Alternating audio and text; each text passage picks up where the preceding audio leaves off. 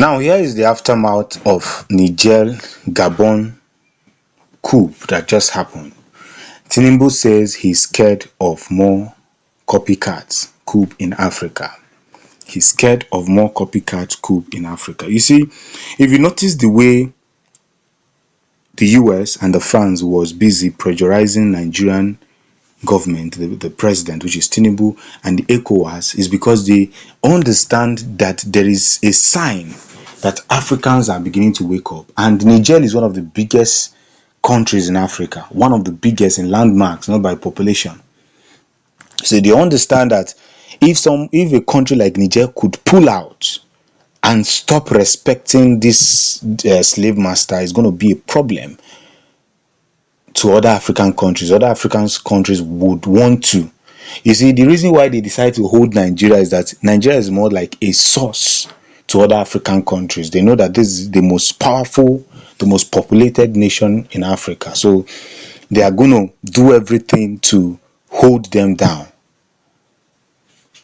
You understand? They are going to do everything to hold them down. That is why you see they are very intentional about Nigeria. If Nigeria today decide that Africa will get better, Africa will get better. But as long as we continue to harbor corrupt politicians, it will be very difficult for Africa to grow. Very difficult, like slightly difficult, if not more difficult. Now, Bola Tinubu said on Thursday that the overthrowing of the government in Gabon proved that there would be more coups in Africa after the one in the Niger Republic.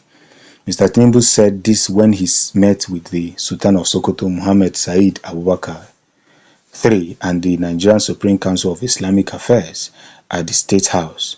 My fear has been confirmed in Gabon. People will start doing the same thing until it stops, said Mr. Tinubu, according to a statement by presidential spokesperson Ajuli Ngelale.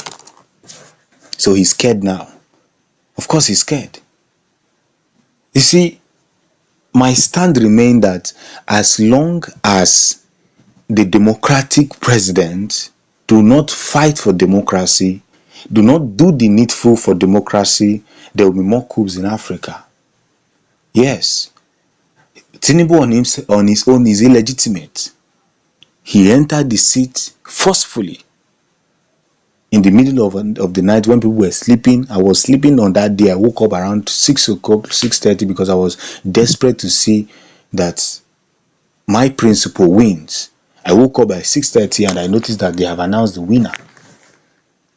I was heartbroken. So this man fully knows that he did a civilian coup. That's what I should call it. Civilian coup. So he knows that people will no longer tolerate irregularities in Africa. The same thing happened in Gabon. You did two tenor and you want to go for third tenor. You think you have the police in your pocket. You don't know that these police and soldiers you think you have in your pocket, they're actually human beings. They're not robots. You did not program them. The day they will have enough. Human beings take time before you push them to the wall. When you push human beings to the wall, they take time to react. So these same people you think that are your puppets, you control them, you have them in your pocket, a time will come they will start reacting. We saw that happening in the terms of South African president, where he was overreacting and saying that the international body sees Africa as slaves, see them as if they come to beg. Africa is feeding the nation. We shouldn't be begging for crying out loud.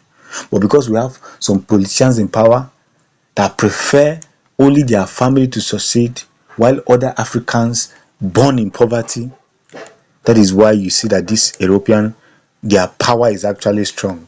But no, we are keeping fat.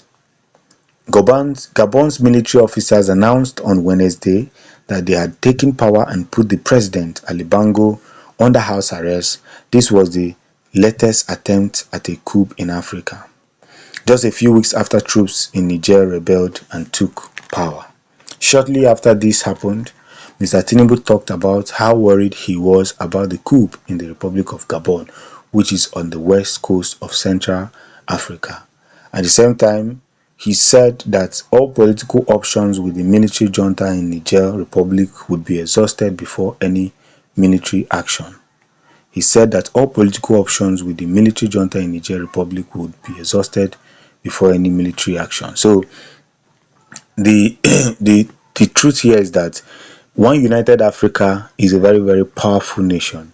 Had it been Africa is strong, like when I see the strength of an African man, I keep asking, is it these people that allow themselves to be colonized? I'm serious about it. I keep wondering, is it these people with all this strength? Have you seen a black man, an African, a man that has courage, a man that can take risk, a man that can go to any length to take care of his family? Have you seen an African man before? And when you look at the people that colonize us, you see them, once you just touch them with one finger, they are already gone. You see an African man. You see, I keep asking myself, don't Africans have history before the coming of the whites? But I'm not here to talk about history. I'm here to talk about the errors that is going on in Africa. And if care is not taken, all these wrong politicians who think that they can, destroy Africa and turn back and tell us that we are bunch of whatever we are, the time is already coming. We saw what they did with Gaddafi of Libya. Then Africans are not wise. You can't do it this time around.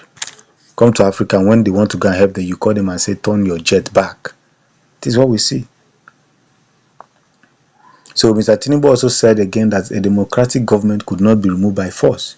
He asked the Sultan to go back to the Niger Republic to talk to the army again. So what does he want to do? He wants to start a war. How many people are you going to fight, Tinubu? Even though that the US should give you enough weapon and everything you want, how many are you going to fight? You want to fight your own people? It's not possible. It's a war that you can't win. You can't win it. Obviously you can't, because you're fighting against your family, your brothers. You can't win it. So I must thank you for your many trips to the Niger Republic, Your Eminence, but you will still have to go back. The Niger Republic is our neighbor, and what has brought Nigerians and their great people together cannot be broken. No one wants war to happen. We have seen how bad things are in Sudan and Ukraine. But if we don't use the big stick, we will all have to deal with the results, Tinubu said.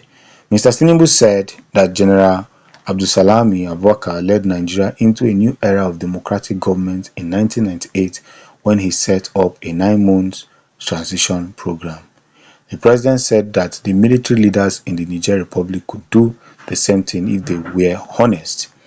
When asked about how hard it has been for many Nigerians since the fuel subsidy was taken away, the president said that all of the current reforms would reposition the economy and help most people in terms of jobs, infrastructure, healthcare, and education. He told the group that the federal government was working with state government to provide land for pan-national animal husbandry and agro-alleged production and processing facilities for mass export, job creation, and revenue generation. These politicians are very good at always speaking big English, but time is coming. All this nonsense will no longer be tolerated. Thanks for supporting the Future News. Peace.